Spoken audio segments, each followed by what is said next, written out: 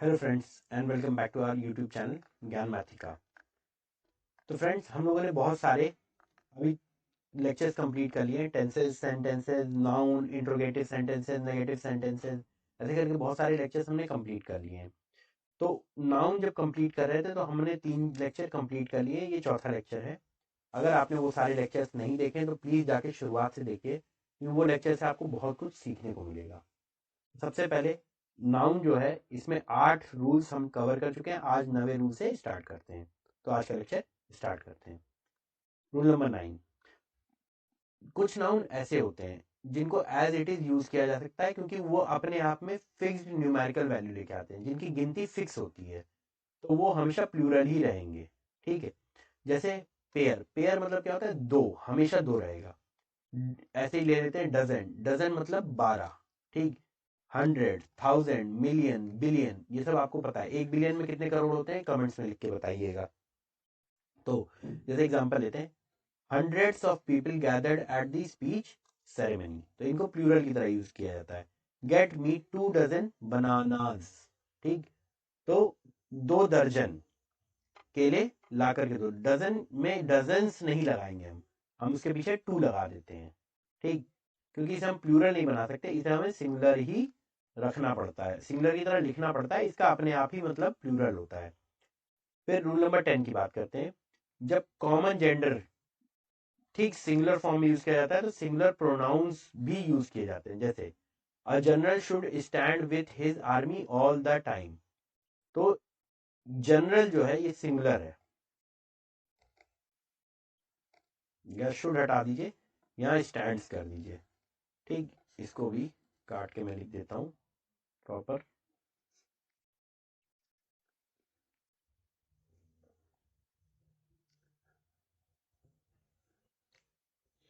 देखिए, a general जो है ये सिंगुलर नाउन है। और किस प्रकार का नाउन है?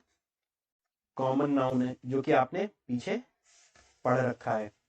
तो यहाँ शुड नहीं, ये स्टेटमेंट को आसान समझाने के लिए हम क्या करते हैं, स्टैंड जो वर्ब है, यहाँ पे स्टैंड्स ना होकर के स्टैंड्स हो जाएगा, स्टैंड ना होकर के स्टैंड्स हो जाएगा। तो अ general stands with his army all the time. ठीक। तो ये अगर ये स्टेटमेंट दिया होता तो ये गलत होता, और इसी में अगर एस लगा रहता स्टैंड के आगे तो सही हो जाता। याद है, किसी भी वर्ब के आगे हम एस या ई एस जोड़ देते हैं तो वो सिंगुलर बन जाता है। तो ये रूल क्या कहता है? एक सिंगुलर नाउन के साथ, जो कि कॉमन नाउन हो, उसके साथ हमेशा हम क्या यूज करेंगे? हम वर्ब यूज करेंगे। और वर्ब भी क्या होना चाहिए? सिंगुलर होना चाहिए। ठीक। सिंगुलर प्रोनाउन ही यूज किया जाएगा। अब प्रोनाउन क्या है? जनरल के साथ हिज लगेगा। ठीक। A general should stand with his army. तो ये प्रोनाउन कौन सा है? ये प्रोनाउन भी है सिंगुलर, प्लूरल नहीं होगा। ठीक। अब जैसे यहां a general stands with their army, ये लिखा रहता तो ये गलत हो जाता। ठीक।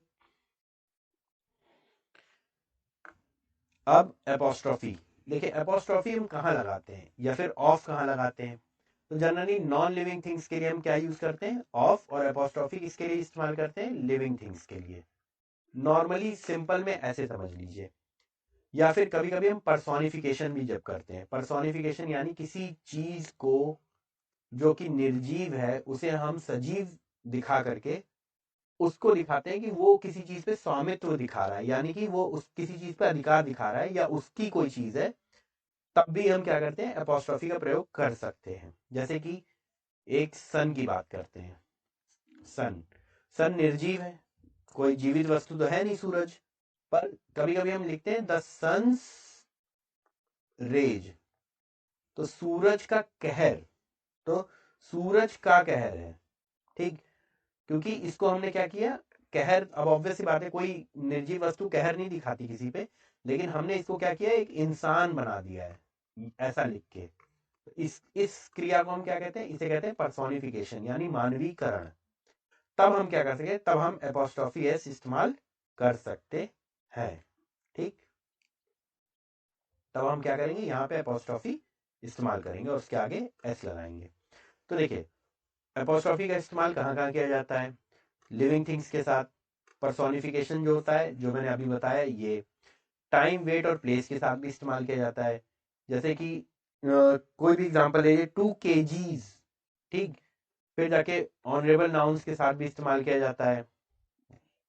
कुछ फ्रेजेस होते हैं उनके साथ भी इस्तेमाल किया जाता है, जैसे एट विट्स एंड, एक कहावत है एट विट्स एंड। तो ये जो है इसकी मीनिंग आप लोग मुझे कमेंट सेक्शन में लिख के दे दीजिएगा। फिर विथ अर्थ एलिमेंट, अर्थ के एलिमेंट्स के साथ भी क्या किया जाता है, इस्तेमाल किया जाता है। जैसे कि सूरज का कुछ भी मतलब पृथ्वी की कोई चीज है तो उसके लिए भी हम कर सकते हैं, वो उसका पृथ्वी का उस पर अधिकार है। अब इससे रिलेटेड कुछ रूल्स देख लेते हैं। देखिए कोई भी, जैसे मेरा नाम है, मेरी किताब है, तो मैंने ऐसे लिख दिया तरुण्स बुक, तरुण की किताब। लेकिन अगर इसी को हम दूसरी तरफ से देखें,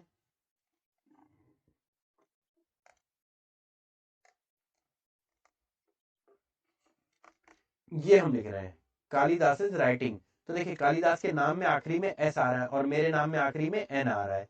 तो जब मेरे नाम में एस नहीं आ रहा तो हम यहाँ करेंगे एपोस्ट्रोफी और फिर एस लगा देंगे। लेकिन जब किसी के नाम में आखिरी में एस आता है तो वहां पे सिर्फ एपोस्ट्रोफी लगा के हम छोड़ देते हैं, उसके आगे एक्स्ट्रा एस लगाने की जरूरत नहीं है, ठीक। इस चीज को दिमाग में रखिएगा। फिर जाकर के कोई वर्ड जो है, जब वो यही लिखा हुआ है यहाँ पे, यही रूल लिखा है कि कोई वर्ड जो है जिसके आखिरी में एस नहीं है तो एपोस्ट्रोफी के बाद एस लगा दीजिए, और अगर एस है तो सिर्फ एपोस्ट्रोफी लगेगा, एस नहीं लगेगा।